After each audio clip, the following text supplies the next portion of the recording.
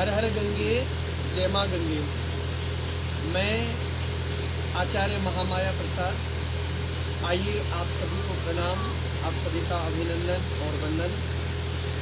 अभी मैं बाबा काशी विश्वनाथ की नगरी सौम्य काशी उत्तरकाशी में गंगा के तट पर श्रीमद् भागवत कथा के माध्यम से आप लोगों के मध्य में उपस्थित हुआ हूँ। और मेरे साथ में हमारे श्रीमद् भागवत महापुराण कथा के जो मुख्य यजमान लोग हैं वो सभी हमारे पवार बंधु हैं, हमारे सजवान बंधु हैं, हमारे रजवार बंधु हैं और सभी हमारे यहाँ पर जो है बहनें और हमारे भाई लोग यहाँ उपस्थित हैं। बंधु, यह श्रीमद् भागवत महापुराण की कथा महाकाली के चरणों में और नर्मदेश्वर महादेव के चरणों में और गंगा के बिल्कुल सानिध्य में, माँ गंगा के चरणों में, काशी विश्वनाथ जी के पावन सानिध्य में यह दिव्य कथा हो रही है। बंधुओं, आइए एक बार पुनः एकादशी के विषय में चर्चा करने के लिए हम आप लोगों के मध्य में उपस्थित हुए हैं। बंधुओं, आषाढ़ कृष्ण पक्ष की जो एकादशी है उसका नाम है योगिनी एकादशी। और योगिनी एकादशी जो है भगवान श्री हरि नारायण को बहुत परम प्रिय है। और यह योगिनी एकादशी का जो व्रत है वो 24 तारीख को संपन्न किया जाएगा। 24 तारीख यानी 24 जून को एकादशी जी का व्रत, योगिनी का व्रत जो है वह संपन्न किया जाएगा। बंधुओं, 23 तारीख रात्रि लगभग 12 बजे से एकादशी तिथि प्रारंभ हो जाएगी और 10वीं तिथि को यानी कि 23 तारीख को हम लोग थोड़ा सा नियम का पालन करें, जैसे कि अन्न वगैरह नहीं लें तो अच्छा है, फलाहार इत्यादि हम ले सकते हैं।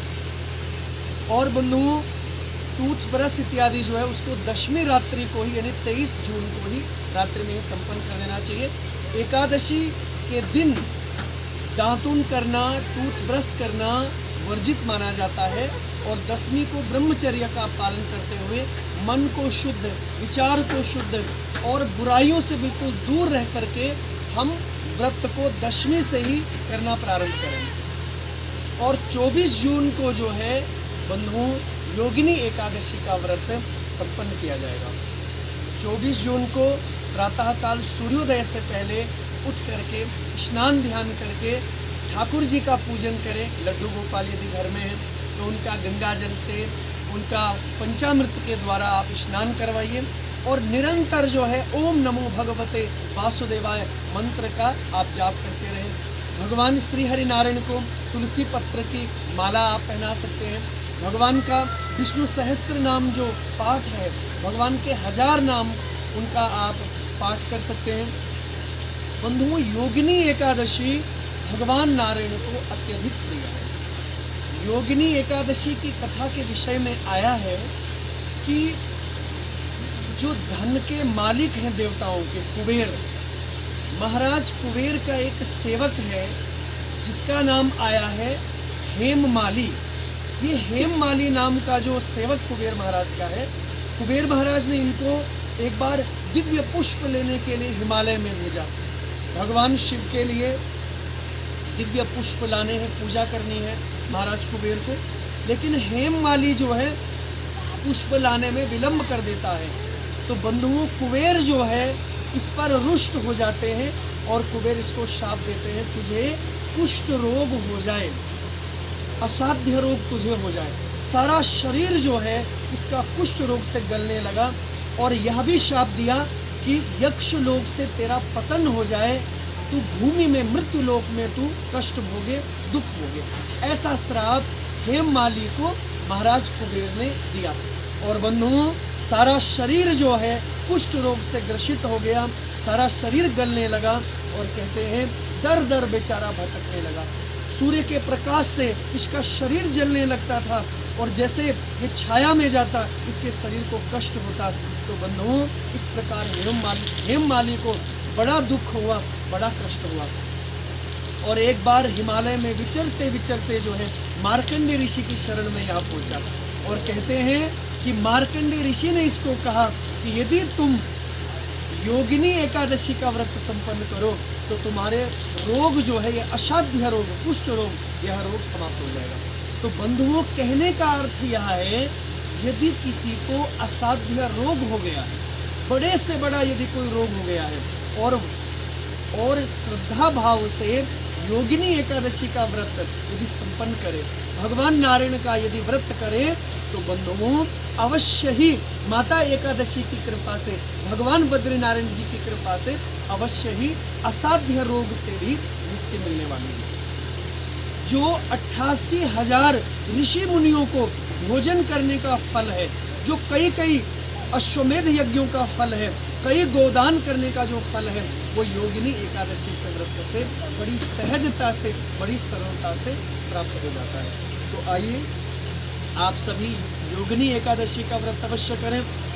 और बंधुओं, द्वादशी तिथि जो है वो 24 तारीख रात्रि से ही प्रारंभ, लगभग 1 बजे रात्रि से ही वह प्रारंभ हो जाएगी और आप अगले दिन यानी 25 तारीख को द्वादशी पारायण कर सकते हैं। बंधुओं, एक और विषय पर मैं विशेष चर्चा करने जा रहा हूँ आप लोगों के समक्ष में। कई लोग कहते हैं कि हम लोग वैष्णव हो गए और हमको वैष्णव एकादशी करनी है। बंधुओं, शास्त्रों में 2 प्रकार की एकादशियों का वर्णन किया गया है। एक एकादशी है स्मार्त एकादशी और दूसरी है वैष्णव एकादशी। तो कई लोग कहते हैं हम भगवान नारायण की पूजा अर्चना करने वाले हैं, हम भगवान नारायण को मानने वाले हैं, तो हम लोग वैष्णव हो गए हैं। बंधुओं, वैष्णवों का अर्थ होता है कि जिन्होंने गृहस्थ को त्याग दिया, जो परम वैष्णव संत हो गए हैं।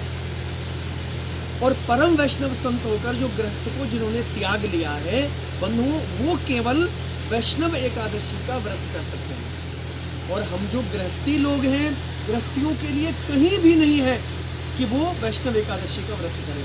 हम लोगों को, गृहस्थ को, बंधुओं, शास्त्रों में लिखा है कि स्मार्त एकादशी का व्रत करना चाहिए। देखो, स्मार्त एकादशी में क्या होता है कि द्वादशी का पारायण तब करना चाहिए। ये मैं स्मार्त एकादशी के लिए बता रहा हूँ, गृहस्थियों के लिए।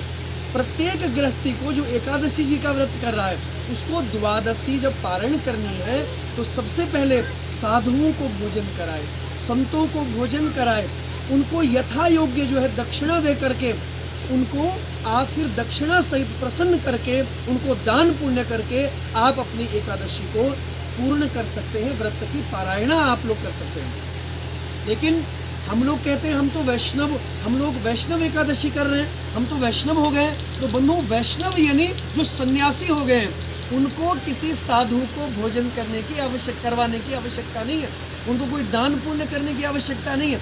इसीलिए जो वैष्णव एकादशी है बंधुओं, वो एकादशी में वैष्णव लोग, साधु संत लोग जो है, किसी को यदि भोजन न भी कराएं, दान पुण्य न भी करें, तो उनका एकादशी पूर्ण माना जाता है। और गृहस्थ यदि दान पुण्य न करे द्वादशी की तिथि में, यदि वो साधु संतों को भोजन न करवाए, यथा योग्य दक्षिणा न दे, तो उनका व्रत जो है अपूर्ण माना जाता है। इसलिए मेरी बहुत विनम्रता पूर्वक प्रार्थना है कि जो लोग कहते हैं हम वैष्णव हैं, हम वैष्णव एकादशी करेंगे, तो बंधुओं, ये शास्त्र सम्मत नहीं है।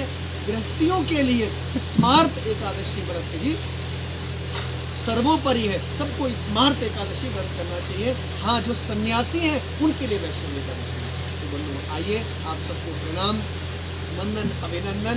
और एक बार हमारे सभी